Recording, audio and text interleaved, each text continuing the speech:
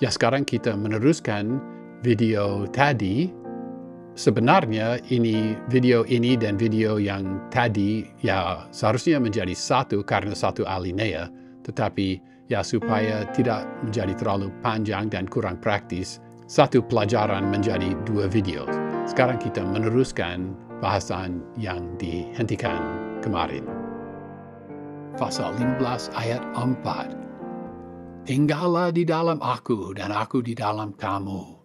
Sama seperti ranting tidak dapat berbuah dari dirinya sendiri, kalau ia tidak tinggal pada pokok anggur, demikian juga kamu tidak berbuah jikalau kamu tidak tinggal di dalam aku. Masalah orang percaya yang tidak berbuah muncul dalam ayat ini dan ada 3 pendekatan pada masalah itu. 3 pendekatan. Ya, satu, memang sungguh mungkin orang yang sungguh lahir baru, sungguh percaya pada Tuhan Yesus Kristus, tetapi mungkin mereka juga dapat hidup tanpa buah. Mereka tidak menetap di dalam Yesus. Ya, dengan arti mereka tidak mengalami persekutuan pribadi setiap hari dengan Dia. Ya, manusia seperti itu, mereka lahir baru, mereka akan hidup selama-lamanya di dalam kerajaan Allah, tetapi mereka tidak berbuah. Kita tidak mau hidup seperti itu. Kemungkinan yang kedua, orang berkata, tidak mungkin orang yang sungguh lahir baru hidup tanpa buah.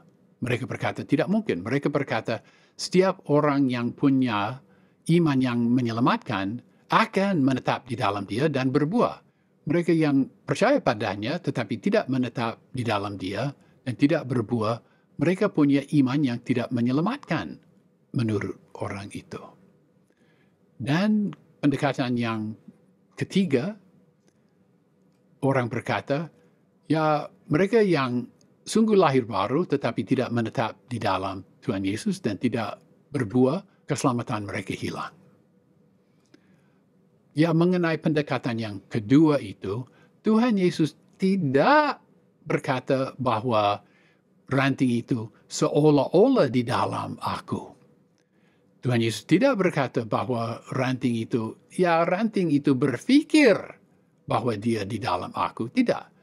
Tuhan Yesus membahas ranting di dalam Dia. Sungguh di dalam Dia, bukan seolah-olah di dalam Dia. Ranting di dalam Dia, ini bukan rumput liar yang dibahas. Ya, rumput liar, mungkin ada rumput liar, tapi rumput liar tidak dibahas di dalam ayat ini. Ini ranting di dalam aku. Ya, kiasan ini menceritakan ranting di dalam Dia yang tidak berbuah. Ini berarti ada orang percaya yang tidak berbuah.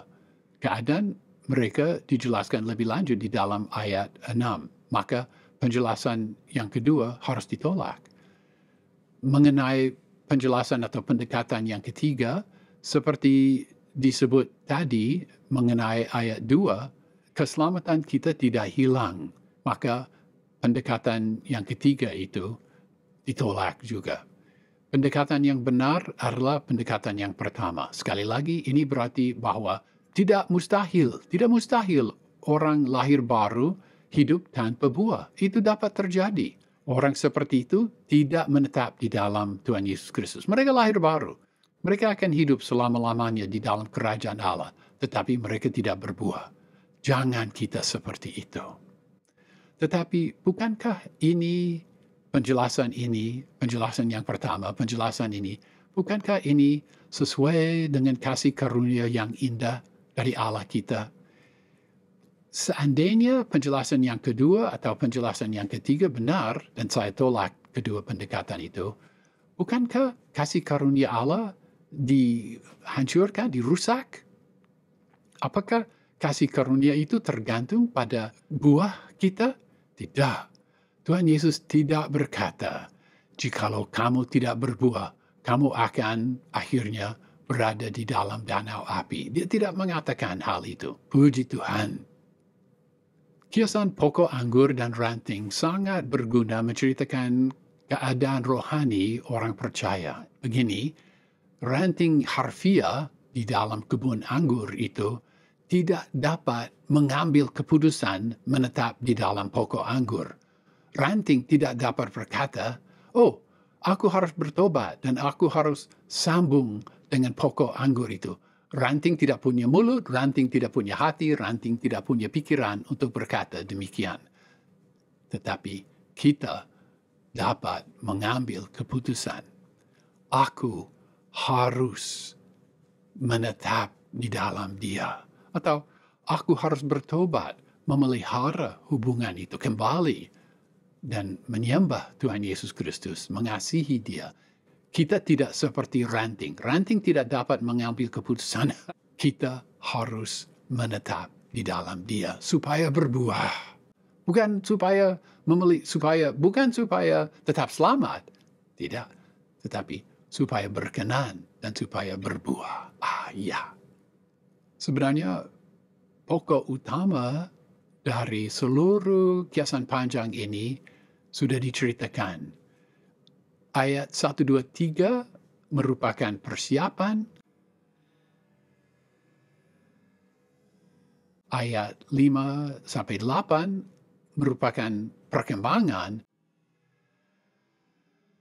Tetapi perintah ini supaya kita tetaplah di dalam Dia adalah pokok utama.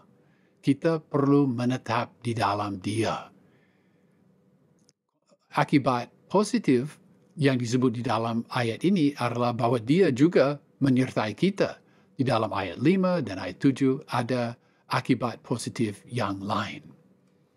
Jadi, walaupun perintah tinggallah di dalam aku agak memaksa kiasan ini, Tuhan Yesus kembali ke kiasan dengan kata, sama seperti ranting tidak dapat berbuah dari dirinya sendiri. Oh, ini kiasan yang murni ini. Ya, memang mustahil ranting berbuah jika tidak ada hubungan yang hidup antara ranting dan pokok. Demikian juga, kita tidak dapat berbuah jika tidak ada hubungan pribadi yang hidup antara kita dan Dia. Ayat ini memberi kesan bahwa kita di dalam Dia, kita dapat memisahkan diri dari persekutuan yang akrab dan tidak berbuah. Di dalam kiasan pokok anggur dan ranting, ranting dapat berbuah karena ada hubungan yang hidup antara ranting dan pokok. Rasul Paulus juga menceritakan hal yang sama dengan kiasan mengenai kepala dan tubuh, seperti Efesus pasal 4 ayat 15 dan 16. Tetapi dengan teguh berpegang kepada kebenaran di dalam kasih, kita bertumbuh di dalam segala hal ke arah Dia, Kristus, yang adalah kepala. Daripadanya lah seluruh tubuh yang rapi tersusun dan diikat menjadi satu oleh pelayanan semua bagiannya, sesuai dengan kadar pekerjaan tiap-tiap anggota, menerima pertumbuhannya dan membangun dirinya di dalam kasih.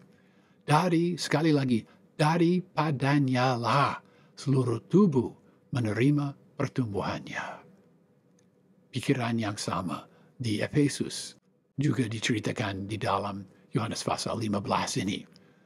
Demikian juga dorongan ini supaya kita menetap di dalam Tuhan Yesus Kristus ada di dalam Yakobus pasal 4 ayat 8. Mendekatlah kepada Allah dan Ia akan mendekat kepadamu. Kolose pasal 2 mulai ayat 6. Jadi sama seperti kamu telah menerima Kristus Yesus Tuhan, demikian juga berjalanlah di dalam Dia, berakar dan dibangun di dalam Dia, dan diteguhkan dalam iman, sama seperti yang diajarkan kepadamu, berlimpah di dalamnya dengan ucapan syukur. Kita harus berakar dalam Tuhan Yesus Kristus. Ya, sama pikirannya. Kolose pasal 3 ayat 1 dan 2. Karena itu, karena kamu telah dibangkitkan bersama Kristus, teruslah mencari hal-hal yang di atas di mana Kristus ada, duduk di sebelah kanan Allah. Pikirkanlah hal-hal yang di atas, bukan hal-hal yang di bumi. Ya, sebagai ringkasan, keempat ayat ini mengemukakan suatu kiasan yang panjang mengenai pokok anggur dan rantingnya. Sepanjang kiasan itu, dia mendidik kita bahwa kita selalu sebaiknya memelihara hubungan pribadi yang kaya dengan dia, dan dengan demikian kita berbuah.